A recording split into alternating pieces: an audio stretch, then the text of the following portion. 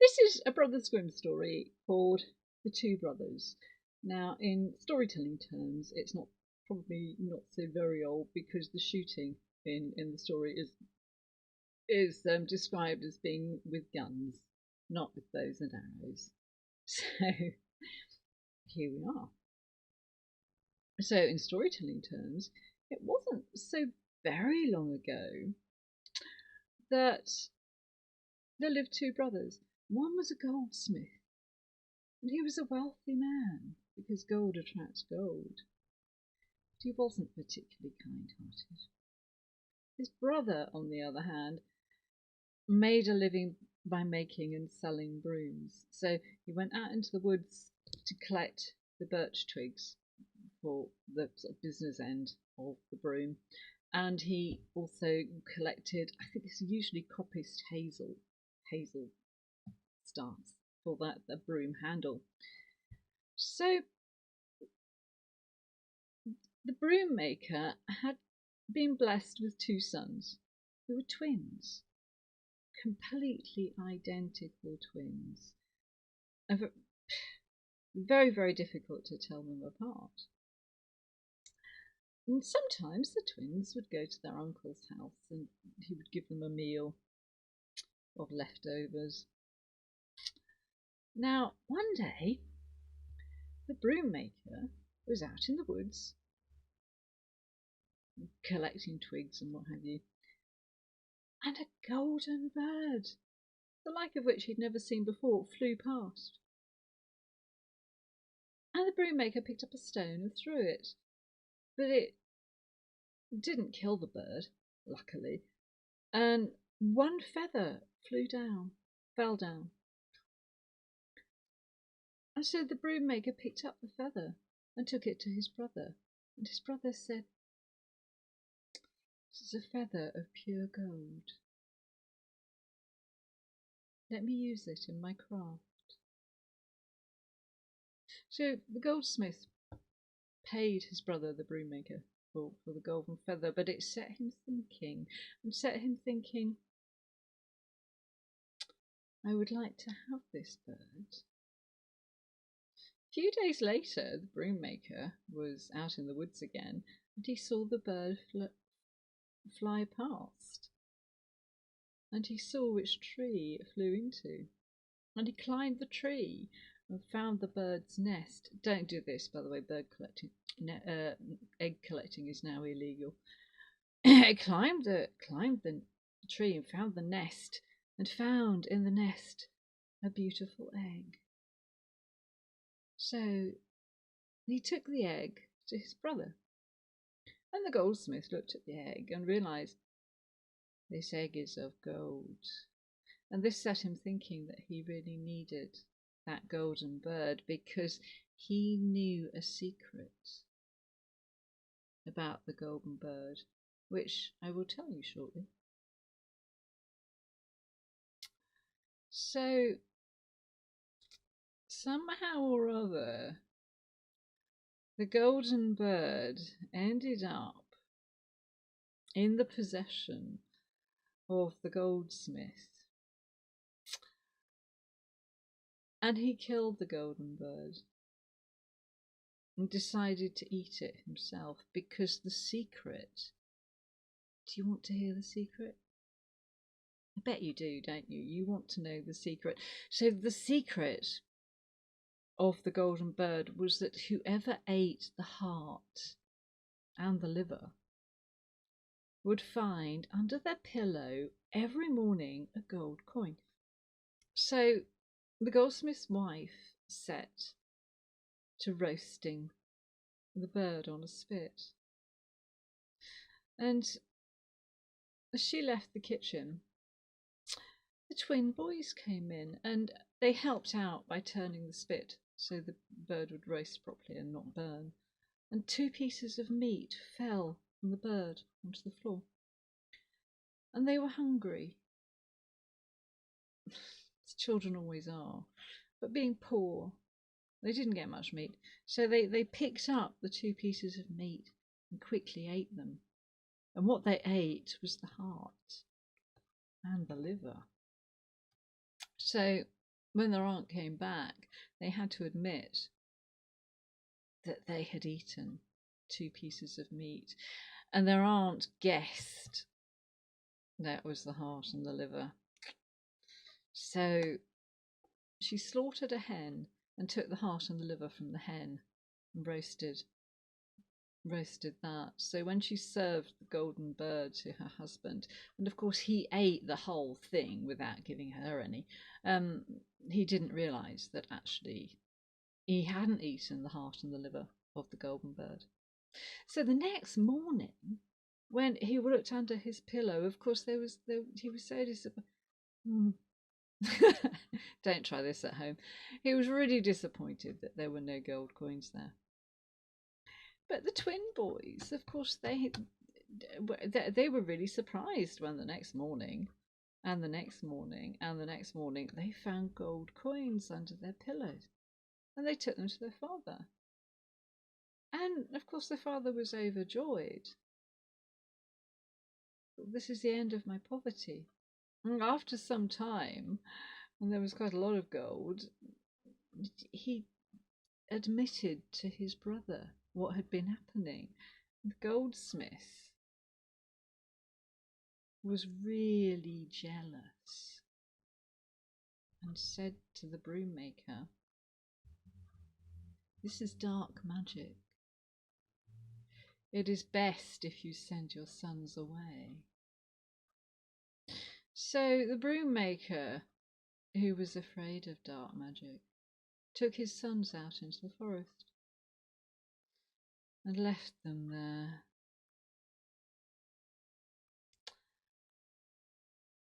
And the 2 sons wandered off through the forest as they couldn't find their way home. But after a little time, they found a huntsman. And the huntsman was a kind man.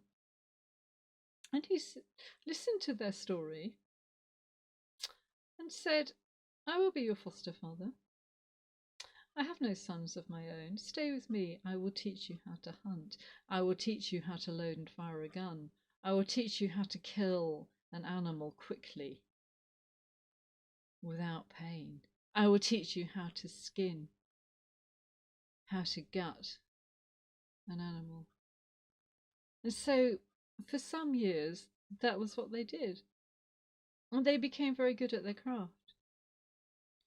And then there came a time when the 2 boys decided they would like to go out into the world. And they told their foster father this, and they gave him some of the gold coins that had been accumulating, that had been mounting up all this time. Lots of gold. And the foster father, the huntsman, said, "It is time. It is time for you to go. As a parting gift, I will give you this knife. If the 2 of you ever become separated, take the knife, place it in the last tree. And if you are concerned about your brother, go back to that tree and look at the knife. If it is rusty, it means that your twin has died. If the blade is bright and shiny, it means that your twin lives and thrives." So the 2 brothers set off, and on the first day, they ate all the food they'd taken with them. So on the second day, they thought, we're going to have to kill something and eat it. We are huntsmen, this is what we do. But the first animal that ran past them was a hare. And the hare said, "Huntsman, huntsman, let me live. 2 of my young ones I will give." So the boys, being kind-hearted, spared the life of the hare and took 2 young hares. They carried on through the forest. And a fox ran past, and they were about to shoot the fox with their guns, and the fox said, "Huntsman, huntsman, let me live. 2 of my young ones I will give." So now the twins had 2 small hares and 2 fox cubs, 2 small foxes. They carried on through the forest. The next animal that ran past them was a wolf, and the wolf said, "Huntsman, huntsman, let me live. 2 of my young ones I will give." So the wolf gave them 2 cubs. So there are now 2 humans, 2 hares, 2 fox cubs, 2 wolf cubs. And before long, there were 2 bear cubs. And finally, 2 lion cubs. So there are now 5 different kinds of animals and 2 humans. They carried on for some time and then decided that really it was best if they parted ways, and one of them went to the east and one of them went to the west, and they did what the huntsman said. They put the knife in the tree, the last tree they came to, and one of the brothers went off with 5 animals and the other brother went off with the other 5 animals. So off they went, and the first brother came to a city. So he thought, I will find work in the city. And everywhere he looked, there were black flags. And he was staying at an inn. And he said to the innkeeper, "But why is everything decked in black?" And the innkeeper said, "We are all in mourning, for our princess, the king's daughter, must die tomorrow."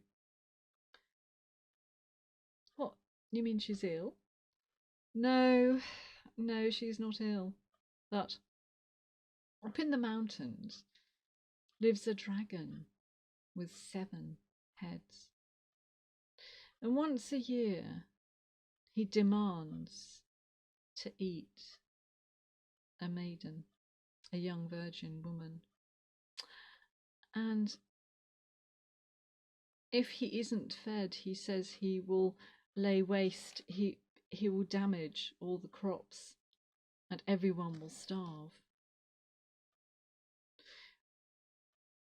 And the only virgin maiden left is the princess. So tomorrow she will be given to the dragon, because if she isn't, the crops will be destroyed and everyone will starve. Well, isn't there someone who can kill the dragon? And the innkeeper gave the first brother a witheringly scornful look and said, "Many warriors, many knights have tried to kill the dragon, but he has 7 heads. It is very difficult to kill him." So the huntsman took his gun and his lead and his 7 animals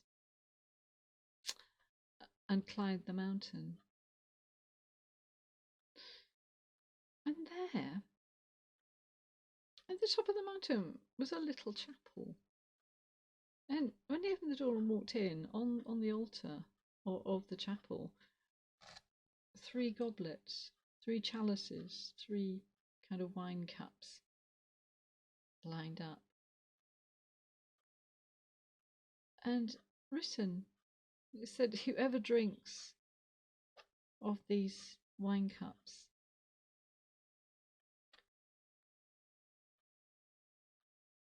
can lift the sword which is buried by the door."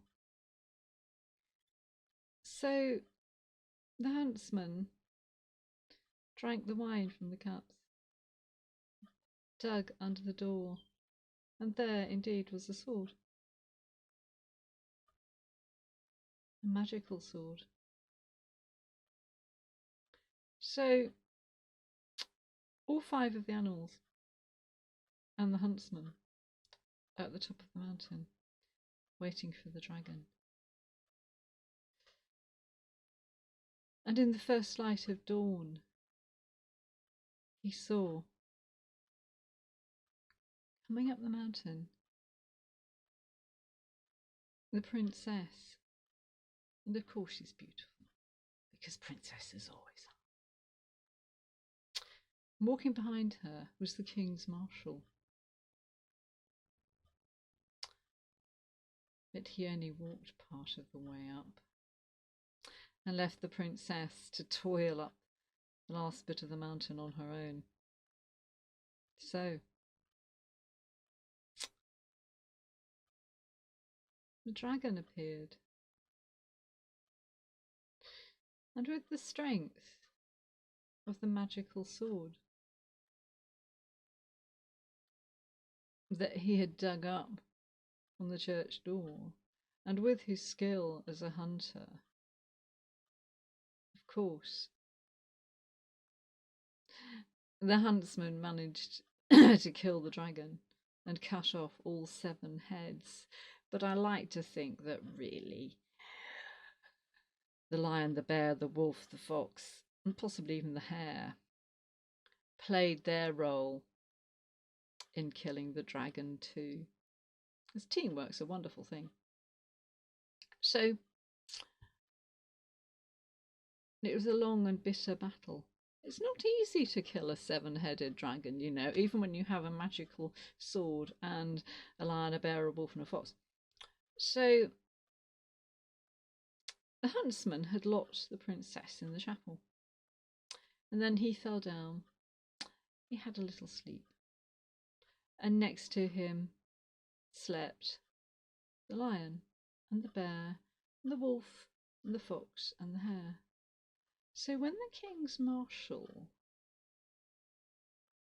came up to the top of the mountain and found the princess asleep next to the huntsman and all the animals, and saw the body of the dead dragon, he took his own sword and cut off all 7 heads. And this story may have gone very differently had not, before he went to sleep, the first brother cut out every tongue from every head. And the princess gave him her handkerchief, and her handkerchief had her own name beautifully embroidered on it. And the brother took the tongues and wrapped them up in the handkerchief and put them in his pouch. And the princess was so grateful for everything. She was so grateful to the huntsman, and she was so grateful to the animals. She took off her necklace, which was made of coral with a golden clasp. And she divided the coral beads and made a collar for each of the animals. Except the lion. The lion she gave the golden clasp. So each of the animals now had something that had belonged to the princess. And the huntsman had all 7 of the dragon's tongues and the princess's handkerchief. So when the king's marshal got to the top of the mountain and found the body of the dragon and found everyone asleep, he realised that he could claim the reward for slaying the dragon, for killing the dragon. And of course, as is traditional in all stories, the reward for killing the dragon is the hand in marriage of the princess. So eventually, when her father dies, the dragon slayer will become king. So the king's marshal took his sword and cut off the huntsman's head, picked up the princess and carried her down the mountain.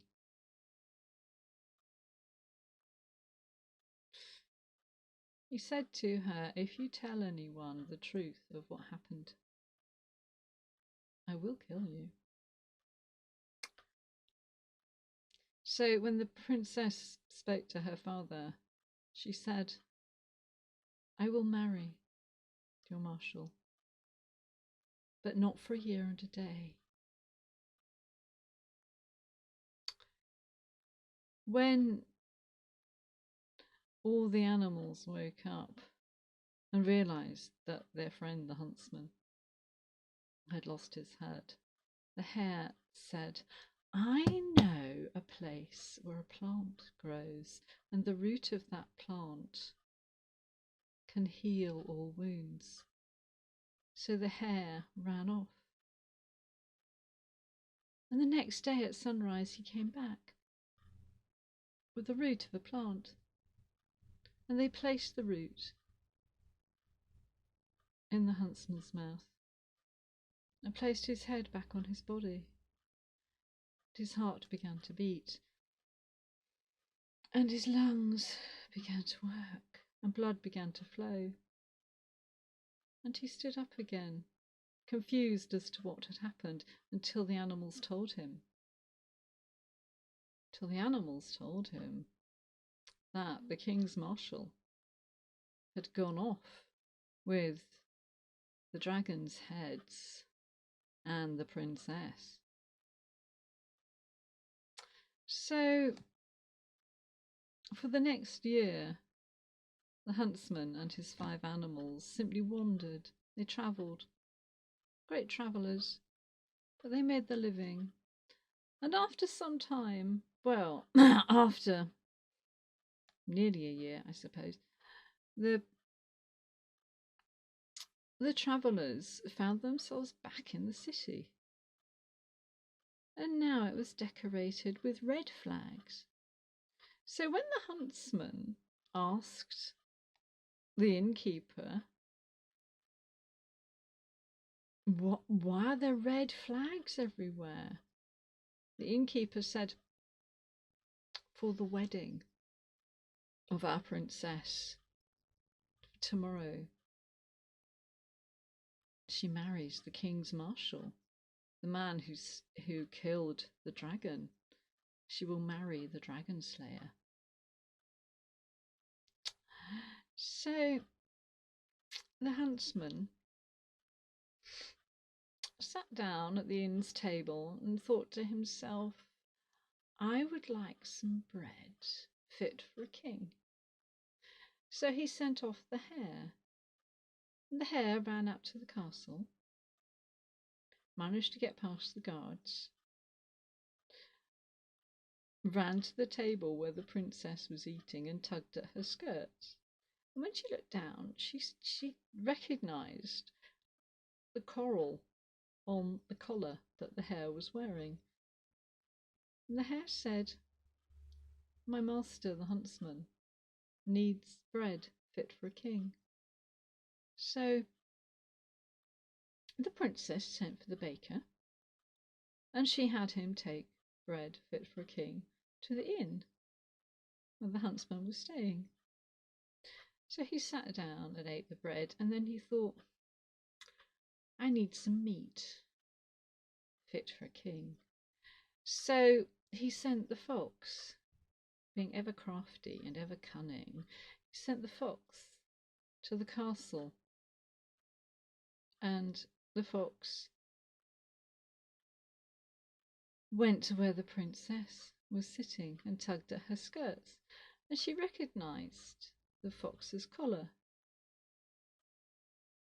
And when the fox said, I need some meat for my master, for the huntsman fit for a king, the princess called for the cook and had meat fit for a king sent to the inn, given to the huntsman.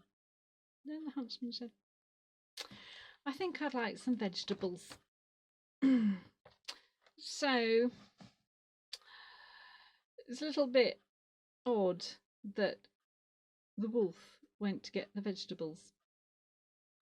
The wolf went up to the palace and spoke to the princess, showed her the coral collar that she had given him. And so the cook took the vegetables to the inn, and gave them to the huntsman. And the huntsman thought, I fancy something sweet. Man after my own heart, he really liked pastries. So he sent the bear up to the castle. And the bear managed to get past the guards on the gate quite easily. And the bear brought back sweet pastries. Bears like honey. Bears like sweet things.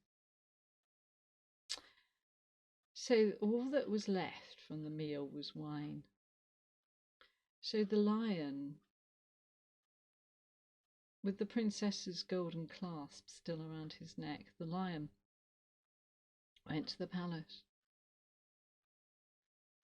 And the princess asked her cupbearer to bring wine fit for a queen. But the first cup of wine that he brought was a cup of wine from a barrel that was only intended for the servants. So the lion drank half of it and said, "This isn't the right wine." The second cup that the cupbearer brought was the wine that was for the soldiers. And the lion drank from that cup and said, "This isn't right. This isn't wine fit for a king." So the third cup of wine that the cupbearer brought was wine from the king's own barrel. And so the lion drank a little of it. The lion was a little tipsy by now.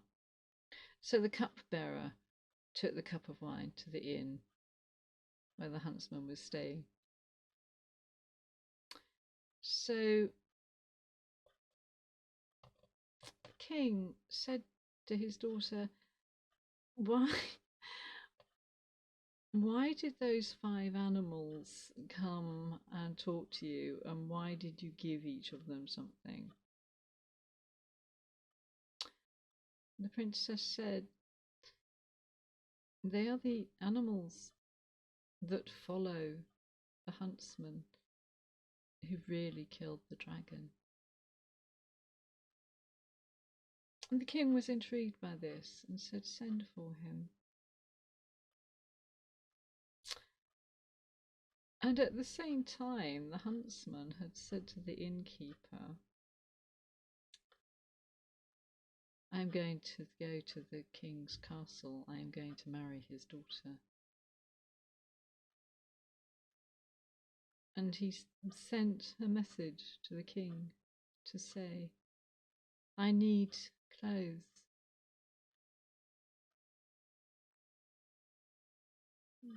Fit for a royal person. I need a fine carriage drawn by 6 horses." And duly, a carriage with 6 horses and a suit of fine clothes appeared.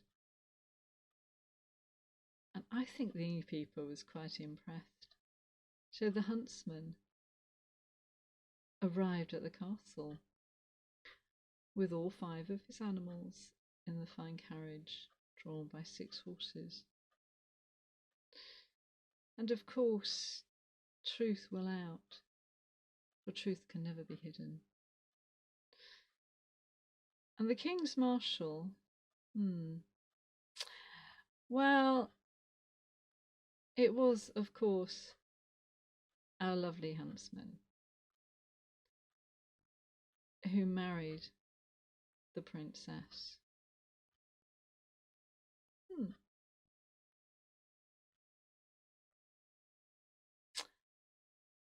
But our story doesn't end there,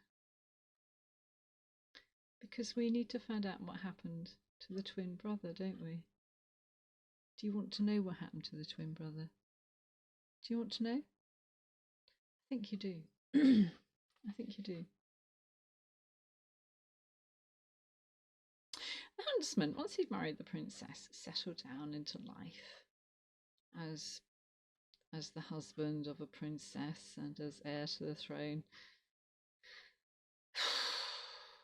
It got a little boring after a while, so one day he decided to go hunting, because of course that was what he enjoyed doing.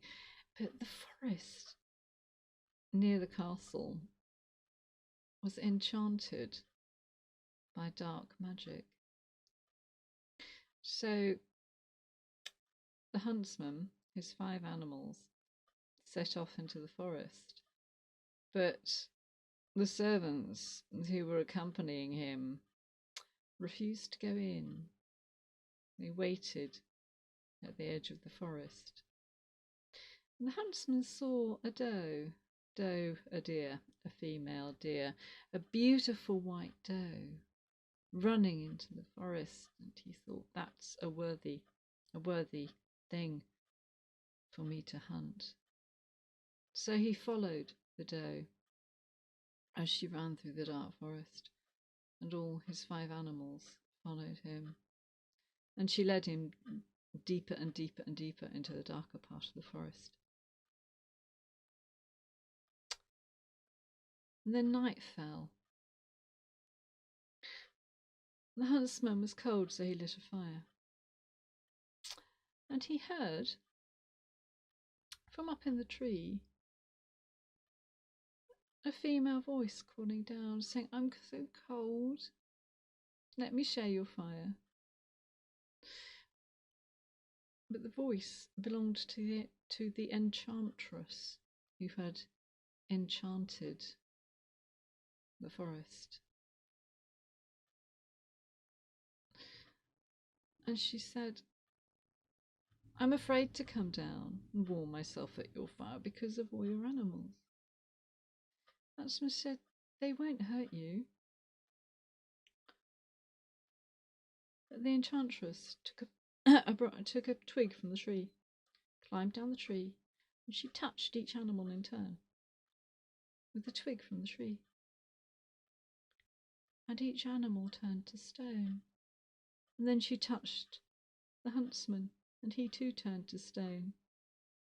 And she laughed to herself, and she dragged them off to a pit, and placed them in the pit with lots of other stone figures that she had enchanted over the years.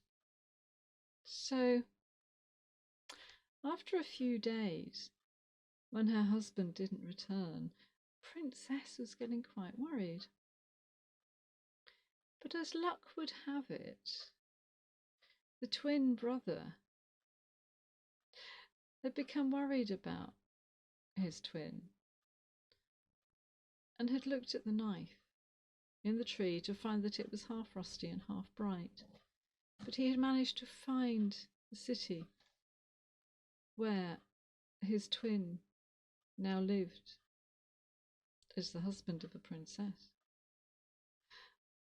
And he spoke to the guards at the edge of the city. They said, Your Highness, welcome back. We were so worried about you. And he guessed what had happened and realised that his brother had married the princess. So the next day, the twin went into the forest in search of his brother. And everything happened as before. He followed the beautiful white doe deeper and deeper into the darkest part of the forest. But when he listened to the enchantress, who said, Let me warm myself at your fire, he realised she was of ill intent. So he bound her hands and made her find his brother, all the animals, and all the other people who were in the pit, and he made her release her magic so that all the people and the animals that were turned to stone came back to life. So,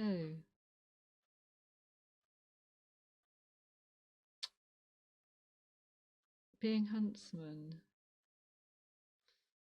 and always armed with guns and with knives, they killed the enchantress and released the spell that had held the forest in its grip for so long, and light returned to the forest.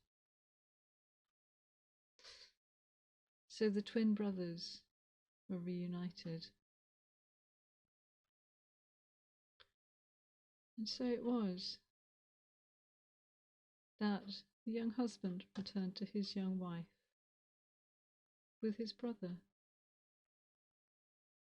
And I think that all of them and all of the animals all lived. Are you ready? Are you ready? This is your line. Come on, you ready? They all lived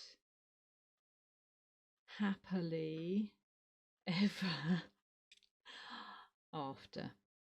Because that is how we like stories to end, isn't it? Of course we do. So, my name is Fiona. Please do subscribe to my channel, and I do hope to see you again soon. Lots of other Brothers Grimm stories out there, and Robin Hood stories, all sorts of things. So do check out my other stories. It's been my pleasure to tell for you. Take care.